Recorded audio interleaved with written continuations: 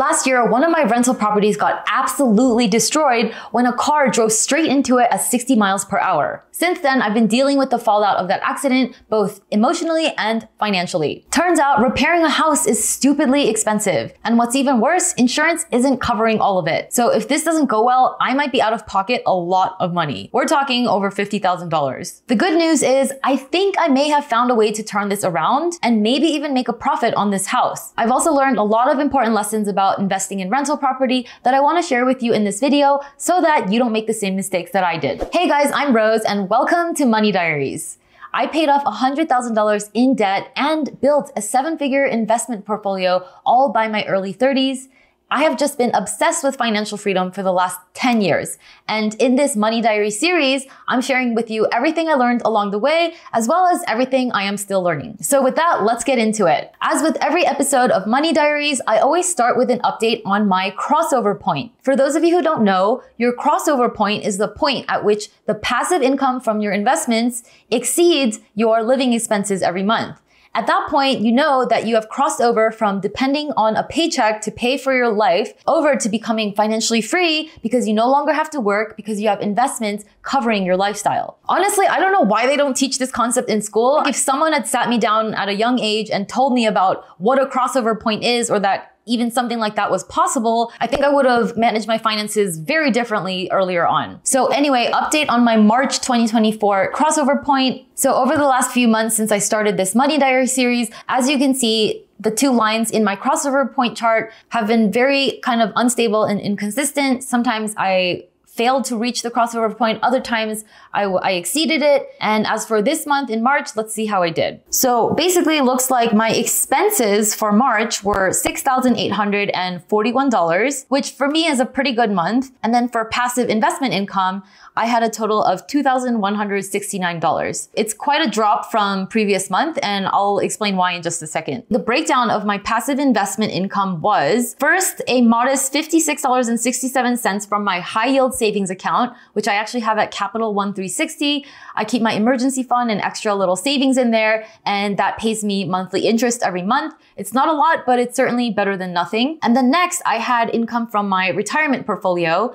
Now, I use something called the 4% rule, which is an idea that if you withdraw 4% of your retirement assets every single year, you will never outlive your money. In other words, your money will never run out. So although I'm not withdrawing from my retirement accounts just yet, theoretically, if I were to withdraw 4% from my retirement portfolio, I would have $1,871 of retirement income for this month. Now, some of you have commented that I shouldn't be including that money in my investment income right now because you can't access retirement accounts until you're 59 and a half. But in reality, there are ways to access that money early, which is what I'm planning to do when I actually start drawing down on my retirement accounts. And specifically, that's through something called a Roth conversion ladder. That's not something we'll get into this video, but just know that that is a way that many people access their retirement accounts early in order to fund an early retirement. My next source of passive investment income was from dividends, which wasn't that much. It was only $241 for the month of March. My next source of investment income was from my rental properties. And actually, because of all the stuff that's been happening, I actually had zero of rental income for this month. Usually it's more like $2,000 to $3,000, but this month was sort of a special month. And the reason for that is because my property manager has been holding onto my distributions to pay for some of the costs associated with that car accident disaster that I told you about earlier. So that's the thing about rental property. It's very passive and consistent until all of a sudden it's not. There are some months when stuff like this happens, which is why you also want to have a reserve. If you ever invest in rental property, definitely consider setting aside maybe 3 months of your mortgage payment so that if something like this happens, you're not going to be financially strapped. So March wasn't such a great month for me in terms of passive investment income, but that's okay because I'm also still running my business and not completely relying on my investment income to pay for my lifestyle. So that brings me to the next section of Money Diaries, where I'm going to talk to you about my business finances.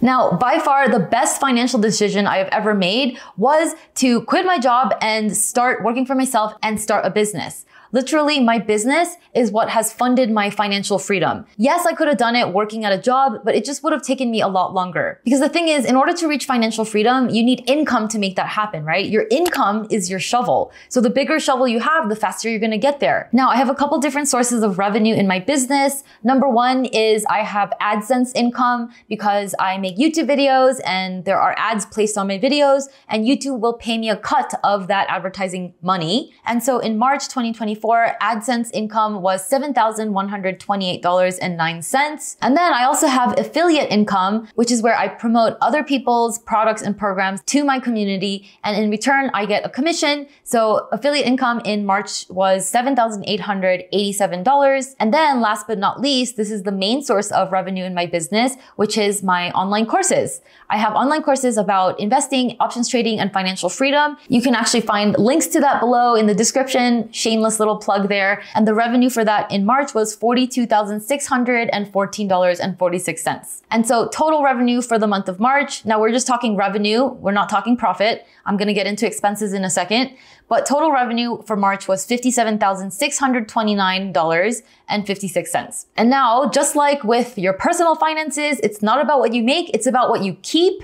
I also have to be very careful to keep my business expenses in check, because especially when you have a business that is bringing in money, it is so easy to justify just spending it on all kinds of stuff and then ending up with no profit for yourself. Nowadays, my expenses are a little bit on the high side because I'm really investing in building some exciting things to come in the summer, and the payoff from those projects hasn't really come in yet. So I had quite a few expenses for March. Operating expenses were $97.75. $6,000 of that included buying a domain name for my new book, which is coming out. You'll find out what the title is soon, but I got a really good domain name for that. That was kind of expensive. And then training and mentorship. I'm always investing in programs and trainings to learn how to become a better entrepreneur. And that was $5,000. Now, office expenses, random things like office rent and supplies, that was $2,259.62. And then my biggest expense of all is my team, because I have video editors, I have graphic designers, virtual assistants, copywriters, etc. And that was $12,888.83. So total business expenses in March, just over $27,000. Which left me with a profit of $29,964. Now, that is the business profit, but we also need to set aside money for tax. Very, very important. So I set aside about a third of that for taxes. And then I like to leave a nice chunk of that for sort of a runway in my business. That way I'm not stressed about how to pay my expenses next month. And then I paid myself $10,000 because I also need to cover my own living expenses. And that's pretty much how I run my business finances. One book that really helped me figure out how to manage my finances and helped me stay profitable from day one is the book Profit First by Michael Michalowicz. I'll link to it in the description below. Definitely check it out for some amazing advice on how to manage your finances when you're just starting a business. Okay, next up, I want to talk to you about my investments. So it's great to make money in your job and your business and all. It's not about what you make, it's about what you keep. Because even if you make a lot and then you spend it all, it's like you didn't make that money at all, right? So it's not about what you make, it's about what you keep. And I would actually add to that, it's not just about what you make or keep, it's also about what you do with the money that you keep. Because the thing is, when you have surplus, you have to actually invest that money. You need to put that money to work. Otherwise, it's gonna sit in a bank account earning nothing. And due to the effects of inflation, your money will lose about 2% in purchasing power every single year. So if you're doing nothing, even though the bank account balance doesn't change, you're actually getting poorer because your dollars are gonna buy you less and less things in the future. Whereas if you invest, not only is your money protected from inflation, but your money will also grow over and above inflation, making you richer. That being said, all the benefits of investing come at a price. You need to be prepared for some roller coaster ups and downs. Since your portfolio balance is fluctuating constantly with the market, that's really the trade-off of investing versus keeping your money in a bank account where the balance never changes. Now, the stock market has been a little bit crazy lately. I mean, nobody ever really knows where it's gonna go. And I think everybody was surprised when the stock market hit all-time highs in March. So many people have been talking about a recession and a crash, but that never happened. So it's really been just a roller coaster of emotions. Every time I look at my portfolio and it's up and down, I mean, you get it. Sometimes I'm really happy. Sometimes I feel like I'm the smartest person and the richest person in the world. Other days when I look at my portfolio and it's down, I feel like really, really scared and really, really stupid and just all the bad things. And that's just talking about my stock portfolio. When your rental property gets damaged, that's a whole nother set of emotions and stuff to deal with. So let's actually talk about that. So like I mentioned earlier, a car crashed into one of my rental properties, completely took out an entire structural wall, and the place was deemed inhabitable. My tenants had to move out. I was no longer collecting rent. I had to make a claim to my insurance company. And ever since then, for the last year, we've been in the process of rebuilding that house. Now, luckily, insurance is going to cover a chunk of it, not all of it. Check out this video for more details on all of that. But essentially, insurance is going to cover about 70% of the total construction cost, which at the moment is going to be around $150,000. It would have been great if insurance would have covered 100% of the damages. The mistake I made is that I had a type of insurance policy called an ACV policy instead of a total replacement cost policy. So the ACV policy will only cover the depreciated value of what was destroyed versus a total replacement cost policy would cover exactly what it costs to replace the thing that was damaged. So I would be made whole in one case versus with the ACV policy, I would only be covered for a percentage of what was damaged. And so as a newbie rental property investor, I unknowingly had this weird policy that wouldn't cover me for all the damages. And I found out when it was too late. So definitely learn from my mistakes. Get a total replacement cost policy, not an ACV policy. So what's done is done. Now I just have to deal with it. Luckily, the insurance policy is covering me for loss of rent. So in the time that a tenant couldn't live in the house, the insurance company has been sending me checks to cover the rent that I'm missing out on. Unfortunately, that loss of rent coverage only lasts for 12 months and that expired last month. So this is the first month where I'm having to cover the mortgage out of my own pocket. And the mortgage is $1,944, so that's not fun. But luckily, I do have a reserve. I set aside 3 months of mortgage payments in my checking account for my real estate. So I'm gonna be okay. And the plan is to rent out or sell that property as soon as possible. If all goes well, everything should be done in May. I'll give you an update on that in the next Money Diaries.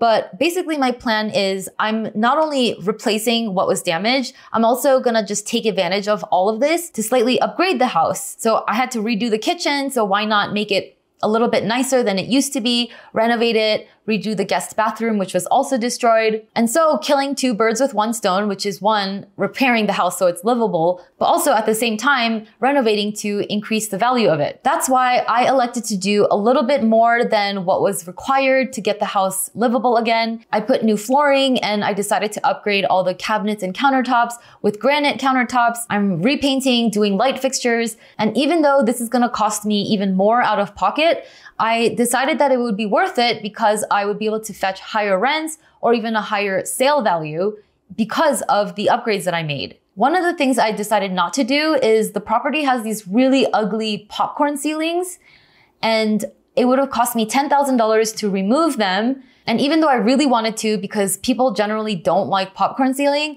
I realized that people don't hate it enough that it will really affect the rent or the sale price I could get. So I elected to not spend $10,000 and I just kept the popcorn ceiling. So these are the types of kind of tricky trade-off decisions to make when you own a rental property is yes, it would be great if you could renovate everything and make everything perfect, but you really have to think what will give you a return on your investment. So according to my property manager, who has a ton of experience, they said the things that really have the best return on investment are new flooring, new cabinets in the kitchen and bathroom, and a fresh coat of paint. And now, not to complain, but this whole rental property catastrophe has really run a number on me, and I've learned a lot. And a lot of these lessons I kind of just learned the hard way because nobody told me and I'd never done this before. So when my property went under construction, the city actually shut off the utilities because the house was so damaged. So there was no more water and no more electricity. Now, I did not know this, but that means that the sprinklers weren't working anymore and the pool pump wasn't working anymore. So after about a month, the pool turned green from all the algae, and then because the sprinklers weren't working, the trees started dying. And so a couple months in, the nice, beautiful tree I had in my front yard died. And then I got a violation notice from the city and they made me cut down the tree because it died. And then the pool had to get emptied out, which was an additional cost. And then, wow, I don't even want to get into it, but After a few months of the pool being empty, the sun basically made the paint dry up and crack. So now I have to fix the cracks in the pool. It really is like a domino effect and a very intricate puzzle piece when you're doing a house repair project. And these are all things that I learned just by experience. So all that to say, what am I gonna do to get myself out of this situation? So luckily, I bought this house at a very good price, well under market. And in the time, the housing market has sort of moved in my favor. So the other day, I called my broker and she pulled some comps for me. And she said, according to similar sales in the neighborhood, I'd probably be able to get at least $500,000 if I sold the house. Luckily, if I can sell it for that much, that would not only cover my initial investment, but also any additional money I had to put into the property out of my own pocket and leave me with a pretty decent profit, maybe $20,000, $30,000. And so my plan is I'm going to list it on the market, see what I can get if I sold it.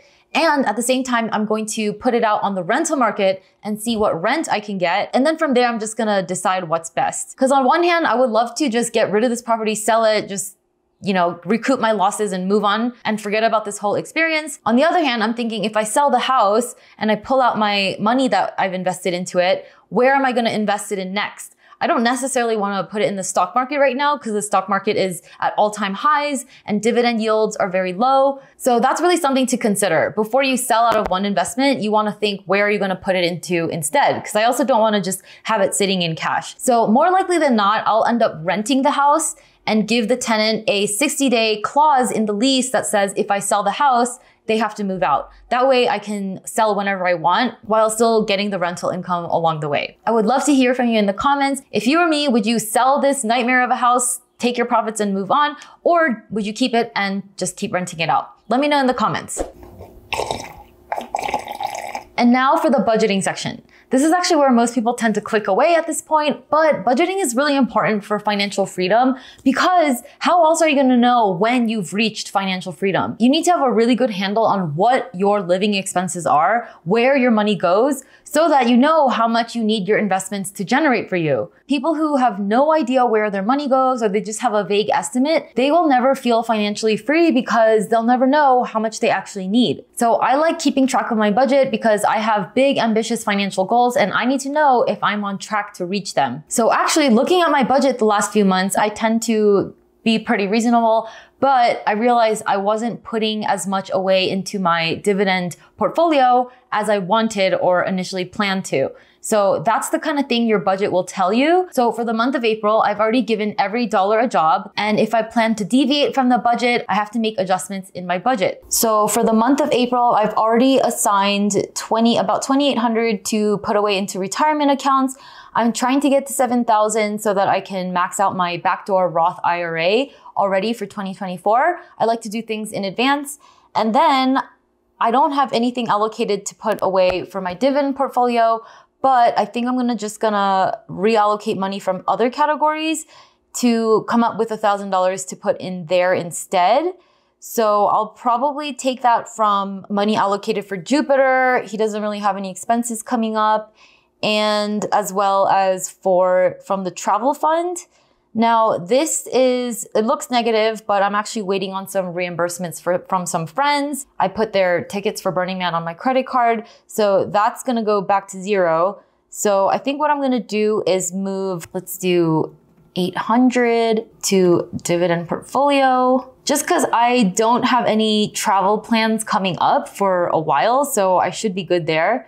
And then I'm going to move 200 from Jupiter's fund over to dividend portfolio. And there you go. I've reallocated my money to reflect my priorities.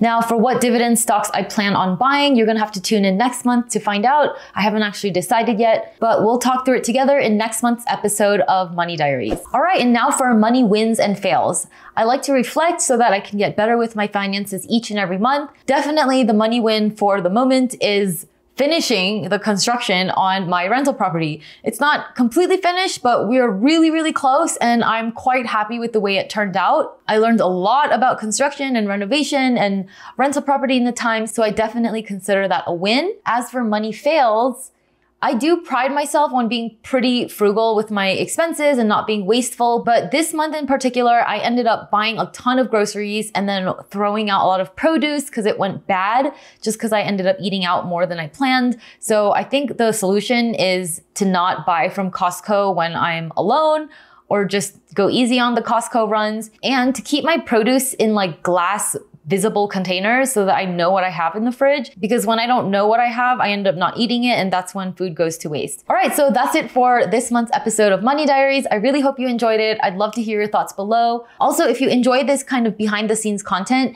you might really like my weekly email newsletter. It's called Call to Freedom, and there I share behind the scenes of everything that's going on with my finances and tips and tricks on what it really takes to create a life of total financial freedom. You can grab the link below in the description. That's it for now. Thank you so much for watching. Stay tuned for next month to see what happens to my rental property, as well as what dividend stocks I end up buying. And I'll see you in the next video. Bye.